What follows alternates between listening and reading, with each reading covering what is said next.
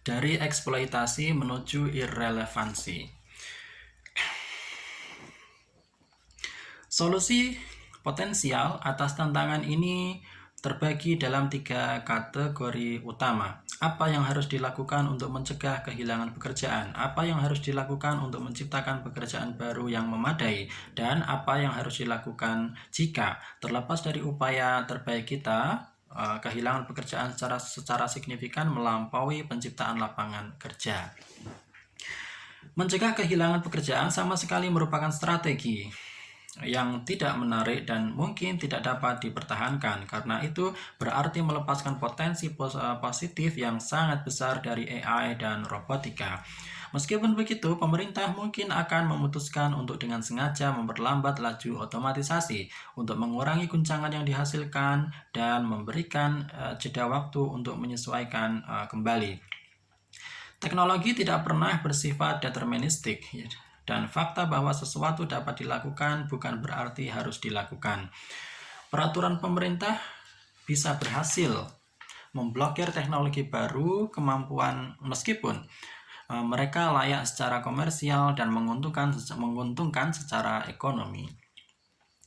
Sebagai contoh, selama beberapa dekade kita telah memiliki teknologi untuk menciptakan pasar bagi organ manusia, lengkap dengan peternakan tubuh manusia di negara-negara terbelakang dan permintaan yang hampir tak pernah terpuaskan dari pembeli yang kaya dan nekat. Peternakan tubuh seperti itu bisa bernilai ratusan miliar dolar. Namun, peraturan telah mencegah perdagangan bebas untuk bagian tubuh manusia, dan meskipun terdapat pasar gelap untuk organ, itu jauh lebih kecil dari yang lebih terbatas dari apa yang bisa diharapkan. Memperlambat laju perubahan dapat memberi kita jeda waktu untuk menciptakan pekerjaan baru dan yang cukup untuk menutupi sebagian besar kerugian. Namun, seperti yang disebutkan sebelumnya, kewirausahaan ekonomi harus disertai dengan revolusi dalam pendidikan dan psikologi, dengan asumsi bahwa pekerjaan baru tidak akan hanya menjadi tugas enteng pemerintah.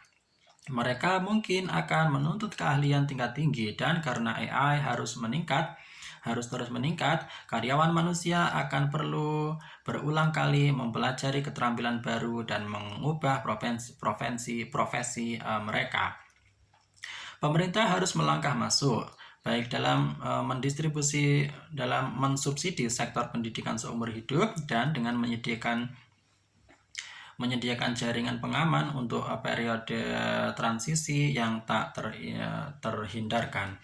Jika ex-pilot drone yang berusia 40 tahun membutuhkan waktu 3 tahun untuk menemukan kembali dirinya sebagai perancang dunia maya, dia mungkin memerlukan banyak bantuan pemerintah untuk menopang dirinya dan keluarganya selama waktu itu. Skema semacam ini saat ini sedang dirintis di Skandinavia, di mana pemerintah mengikuti semboyan melindungi pekerja, bukan pekerjaan. Namun, meskipun bantuan pemerintah yang cukup akan datang jauh dari jelas apakah miliaran orang dapat berulang kali menemukan kembali diri mereka tanpa kehilangan keseimbangan mental mereka. Oleh karena itu, jika terlepas dari semua upaya kita, presentasi umat manusia terdorong keluar dari pasar kerja tetap signifikan. Maka kita harus mengeksplorasi model-model baru untuk masyarakat pasca kerja, ekonomi pasca kerja, dan politik pasca kerja. Langkah pertama adalah dengan jujur mengakui bahwa model sosial, ekonomi, dan politik yang kita warisi dari masa lalu tidak lagi memadai untuk menghadapi tantangan semacam itu.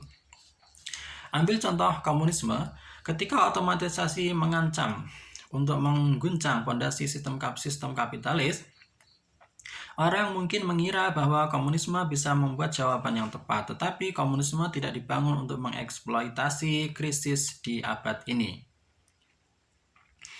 Komunisme abad 20 berasumsi bahwa kelas kerja kelas pekerja sangat penting bagi ekonomi, dan para pemikir komunis mencoba mengajarkan pada kaum proletar bagaimana cara menerjemahkan kekuatan ekonominya yang sangat besar ke dalam pengaruh politik. Rencana politik komunis menyerukan revolusi kelas pekerja. Seberapa relevan ajaran-ajaran ini jika massa telah kehilangan nilai ekonomi mereka dan karena itu perlu berjuang melawan irrelevansi alih-alih melawan eksploitasi? Bagaimana Anda memulai revolusi kelas pekerja tanpa ada kelas pekerja?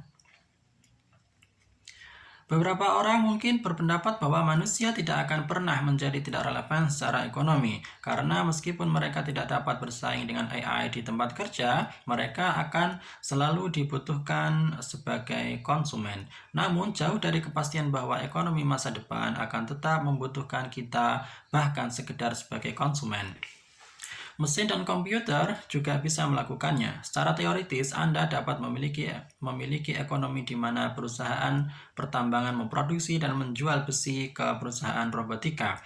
Perusahaan robotika memproduksi dan menjual robot ke perusahaan pertambangan yang menambang lebih banyak besi, yang digunakan untuk memproduksi lebih banyak robot, dan seterusnya. Perusahaan-perusahaan ini dapat tumbuh dan berkembang hingga jauh dari galaksi, dan yang mereka butuhkan hanyalah robot dan komputer. Mereka tidak membutuhkan manusia bahkan untuk sekedar membeli produk mereka.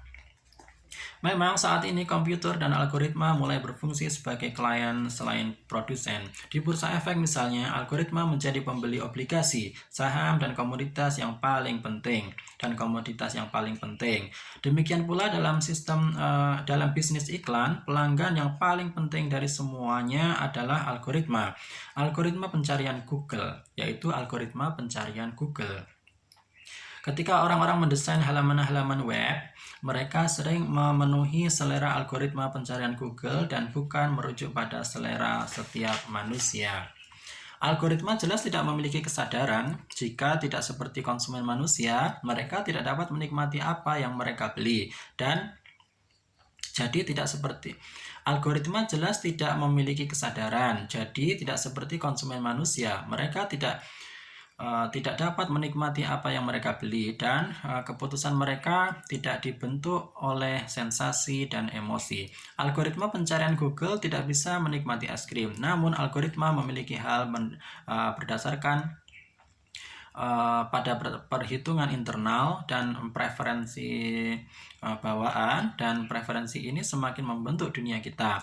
Algoritma pencarian Google memiliki selera yang sangat canggih dan dalam hal peringkat halaman web para penjajah es krim. Dan penjajah es krim yang paling sukses di dunia adalah mereka yang peringkat algoritma Google-nya paling teratas, bukan yang menghasilkan es krim paling lezat.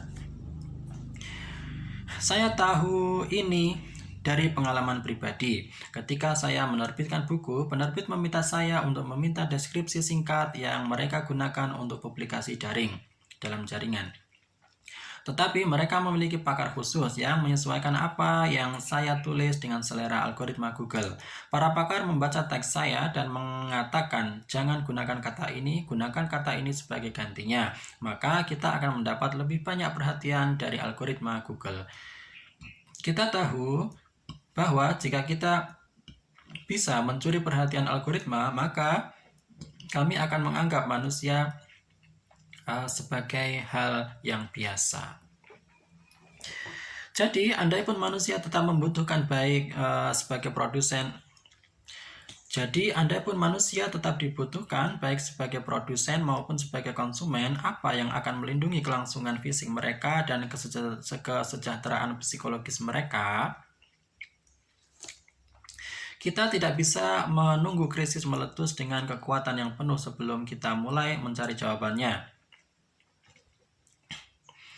Saat itu akan terlambat. Untuk mengatasi disrupsi teknologi dan ekonomi yang belum pernah terjadi sebelumnya, pada abad ke-21 ini, kita perlu mengembangkan model sosial dan ekonomi baru sesegera mungkin.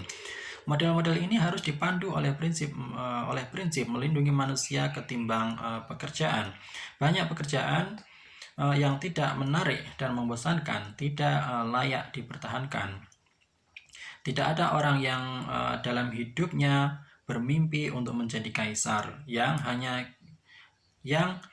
harus kita fokuskan adalah menyediakan kebutuhan dasar manusia dan melindungi status sosial dan harga diri mereka. Satu model baru yang memperoleh peningkatan atensi adalah pendapat dasar universal, Universal Basic Income, UBI, mengusulkan bahwa pemerintah memajaki para miliarder dan perusahaan yang mengendalikan algoritma dan robot dan menggunakan uang itu untuk menyediakan gaji yang murah bagi setiap orang untuk menutupi kebutuhan dasarnya. Ini akan melindungi orang miskin dari kehilangan pekerjaan dan dislokasi ekonomi, dan sekaligus akan melindungi orang kaya dari kemakmuran massa yang merajalela. Ide lainnya yang mungkin berhubungan juga mengusulkan untuk memperluas jangkauan aktivitas manusia yang dianggap sebagai pekerjaan. Saat ini miliaran orang tua merawat anak-anak, tetangga saling menjaga satu sama lain, dan warga mengatur komunitas. Namun, aktivitas-aktivitas berharga ini tidak diakui sebagai pekerjaan. Mungkin kita perlu mengubah cara pikir kita dan menyadari bahwa mengasuh seorang anak merupakan pekerjaan yang paling penting dan menantang di dunia. Jika demikian, tidak akan ada yang kehilangan pekerjaan meskipun komputer dan robot telah mengganti semua pengemudi, bankir, dan pengacara. Pertanyaannya tentu saja, siapa yang akan mengevaluasi dan membayar pekerjaan yang baru dikenal ini? Dengan asumsi bahwa bayi berusia 6 bulan tidak akan membayar gaji kepada ibu mereka, maka pemerintah mungkin harus mengambil alih ini sendiri. Dengan asumsi juga bahwa kita akan menikmati gaji-gaji ini untuk memenuhi semua kebutuhan dasar keluarga, sehingga hasil akhirnya akan menjadi sesuatu yang tidak jauh berbeda dengan penghasilan dasar universal.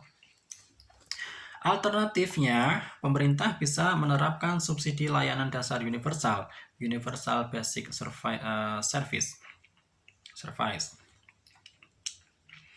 ketimbang pendapatan.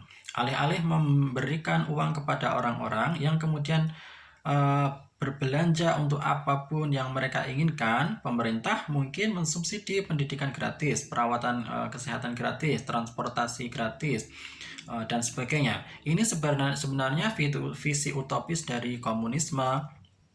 Mungkin rencana komunis untuk memulai revolusi kelas pekerja sudah ketinggalan zaman. Mungkin kita harus tetap menyasar untuk mewujudkan tujuan komunis dengan cara lain.